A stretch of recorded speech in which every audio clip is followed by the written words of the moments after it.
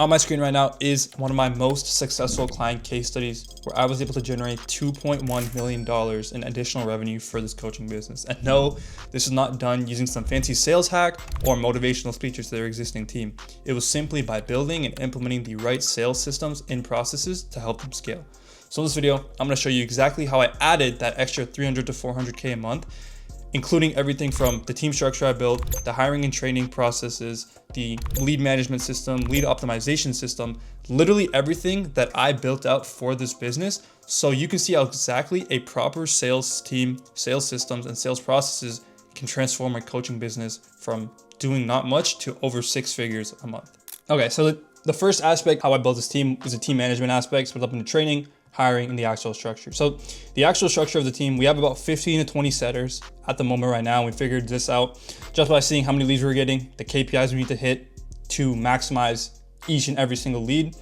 And that number was around 15 to 20, all hired by me and trained by me, of course, which I'll talk a little bit about later. Second thing was bonus structures and incentives. The biggest lever you can pull as a business owner is to make sure your setters, your sales reps are paid. Right?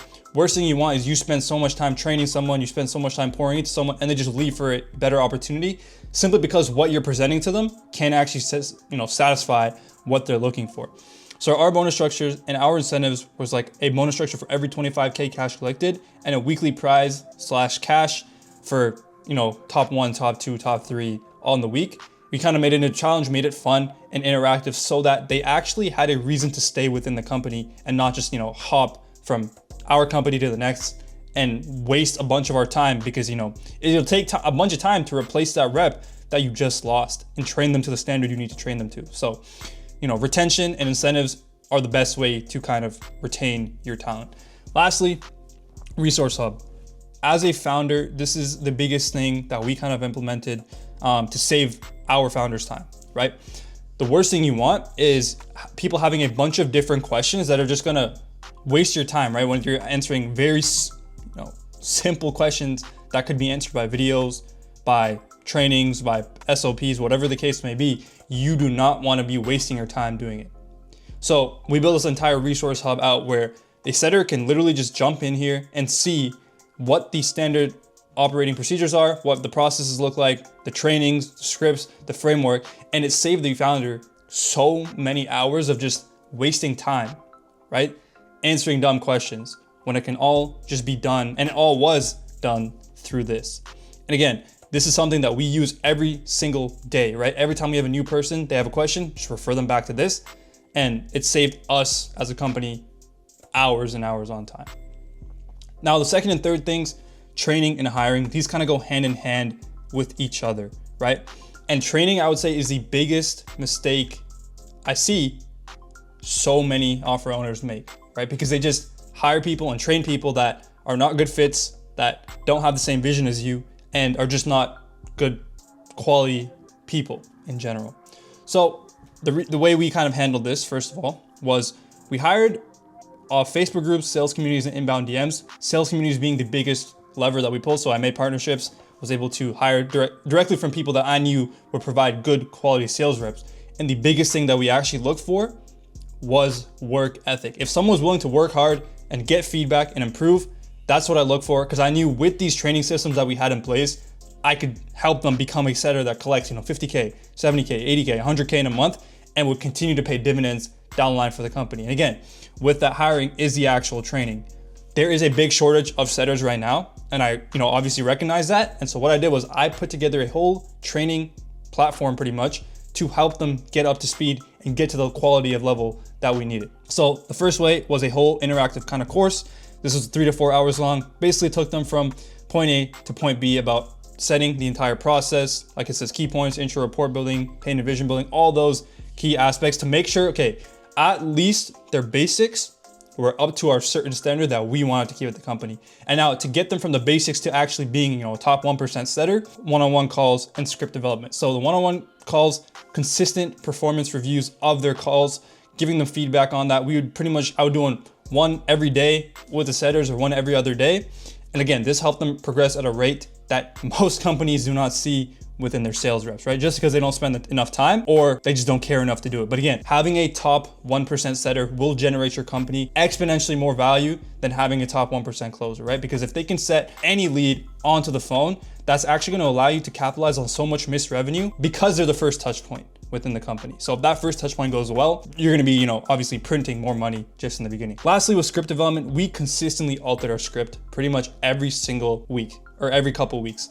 Just because obviously we run into different objections, different levels of market sophistication, obviously, right? So we would kind of have a script set out to tackle different objections, different types of prospects to make sure that we were able to encompass the entire market that we were trying to target.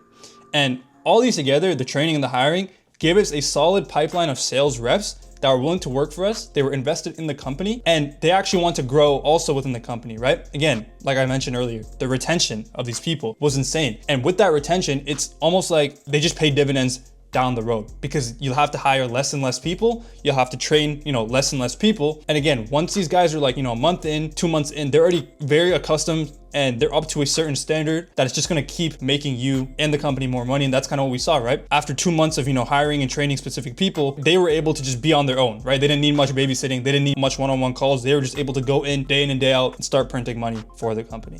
Okay, now this is gonna be the second section, and this is gonna be lead management. So we just talked about team management, the hiring, the training, and the actual structure of the team, but now this is how we maximized each and every single lead that came through within our pipeline. So within the pipeline itself, we implemented a few things that actually allowed us to ensure that the leads were contacted as quick as possible, but also as many times as possible. So first things first, we had automations set up in place that would text the leads if they did not pick up the phone call, right? Like, hey, this is so-and-so from so-and-so's team, shot you a quick call. Let us know when you're good for a quick 5-10 minutes chat. And this was automated. So the setters literally did not have to do anything when it came to that. They would just dial them, double dial them. If they didn't pick up, okay, boom, move to the next lead. The automation would just work in place. Second thing, the biggest mistake I see so many business owners make is they work out of an opportunities tab and not put their leads into buckets, right? And what putting leads into buckets will do is you can actually sort your leads by, how fresh they are, how new, how qualified they are, whatever the case may be. So you can kind of section it off to specific sellers getting the newer leads or the better leads, but also it allows you to contact your leads multiple times within the day, right? This kind of plays into points 3 and 4. So we were actually double dialing every lead at least 2 to 3 times on their first day, which means they were getting dialed 4 to 6 specific times within the first 24 hours of them actually opting in. Again, they are the most buyer ready within the first 24 hours, right? Of course, it's first 5 minutes, first 10 minutes, but again, in the first 24 hours, it's the most important time to hit them up. So we'd make sure that at least at some point in the day, we would get on the phone with them and see if they were actually interested in getting on a call, buying the product, etc., etc. And the issue is with the opportunities tab on GHL or whatever CRM you're using, it gets super duper hard to track who's actually been dialed and who's not been dialed. And again, that's why you need to move to a system where you can add lead buckets or lead pools where you can kind of sort that out and make sure that leads are getting hit multiple times throughout the day and have a system to do that. And that kind of plays again into point 4, where leads would pretty much get recycled every 3 to 4 hours and they'd get put back into the lead bucket, the lead pool, so that a different setter, say for example, okay, I phoned up the lead didn't pick up, boom, automation gets sent, they get taken out the lead pool, and then boom, now they're getting put back into the lead pool so that a different setter can go and hit them up. And this cycle kind of just repeats itself until the lead picks up, or they're dialed, 10 times, 12 times, and they don't have a pickup, which at that point we would kind of take them out. But again, these 4 things all put together allowed us to maximize the amount of leads that we were actually getting to pick up the phone, right? It's cool if you have 1,000 leads in your pipeline, but how many of them are actually going to pick up the phone on the first dial? Not many people. How many of them are going to pick up on the second dial? Not many people. Once you start to get into that 3rd, 4th, 5th, 6th dial, that's when you start to see your pickup rates start to go, higher, for whatever reason, they're at work, they're at school, whatever the case is. And that's how you can maximize revenue that's just sitting in your pipeline already, right? Not any new leads or anything like that. Second thing was speed to lead. So our setters pretty much instantly dial new opt-ins within the first 5 minutes, right? As you can see, the lead response time is a 900% decrease in contact rate after the first 5 minutes. So if you are not hitting up your leads in the first 5 minutes, you are losing so much money, right? Because they could have just filled out the form, it's already fresh in their head, and then boom, you contact them, you phone them up, and they know who you are because they just phoned you, right? Say you let them sit for 10 minutes, 20 minutes, 30 minutes, well then, of course, they're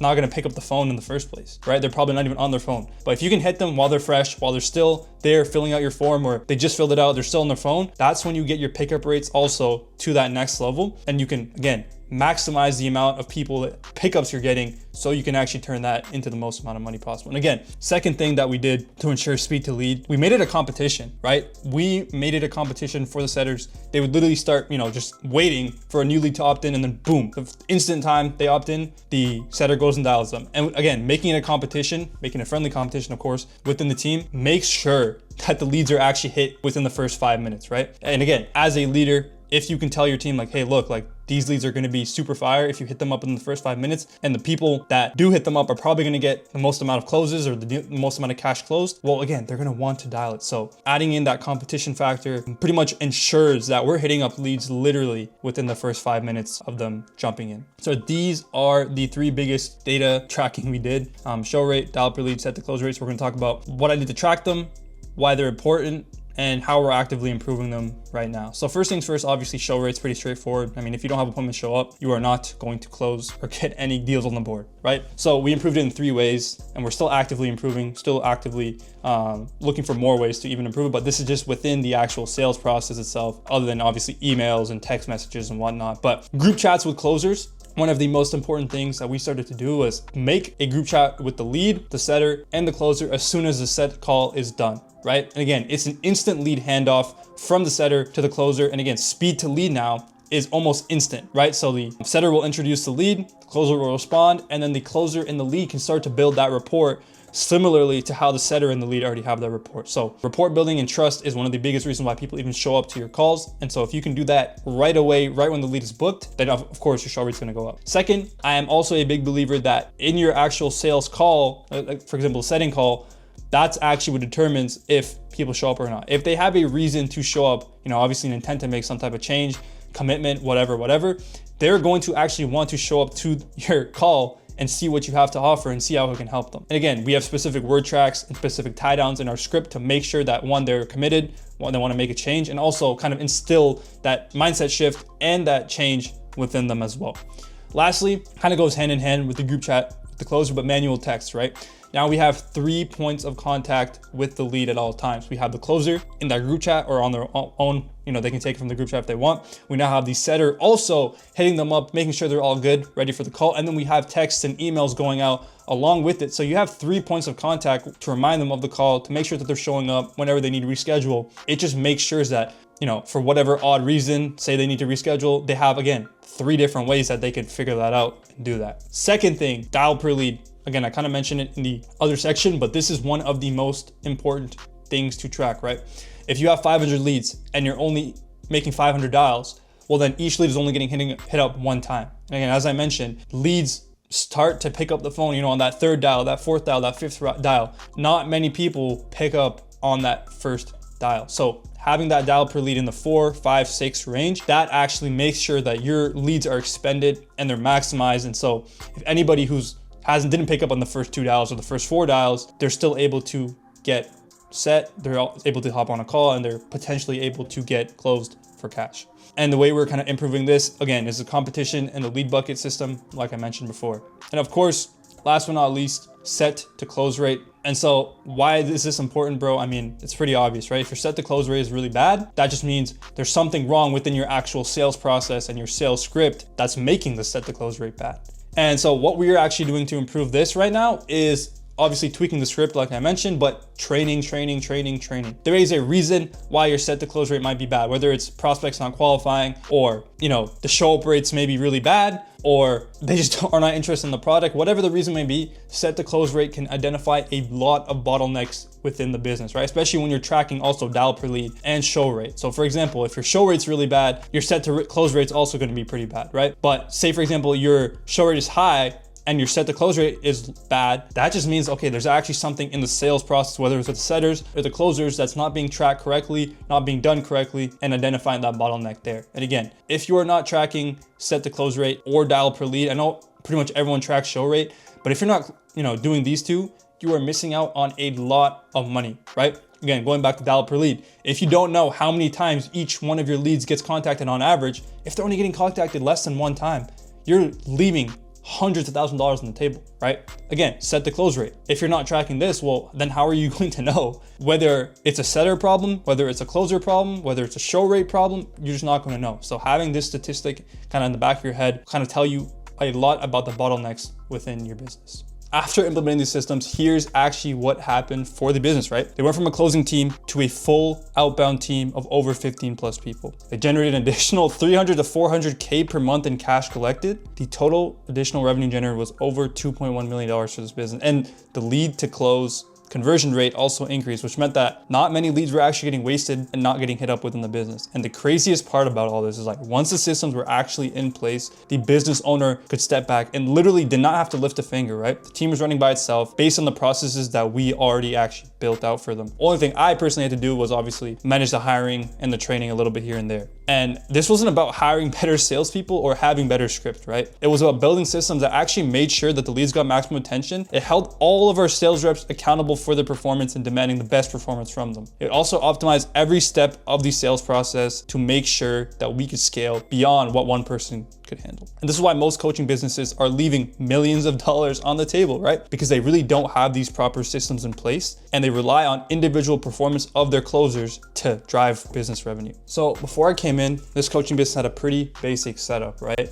All the leads were going directly to the closer. They had no real outbound systems, no outbound team, and no proper lead management, which means hundreds of thousands of dollars were getting leaked every single month just because we weren't managing these things the right way. So that's exactly how I generated over $2.1 million in revenue for this client in the last 6 months, just by implementing the right sales processes and system. And you can take absolutely everything I just showed you and implement it into your own business, but chances are you're not going to be able to do it and you're going to run into a bunch of roadblocks, because it's not just as simple as, hiring people to dial on your phones and hoping for the best. And that really is the biggest difference between a 30K a month coaching business and a 300K a month one, is the fact that you have the right systems in place to actually help you scale the business. So if you're a coach or a consultant and you're stuck at your current revenue at 30K, 40K, 50K a month, and you want to start hitting those 6-figure months, click the first link in the description to see what we can do for you, right?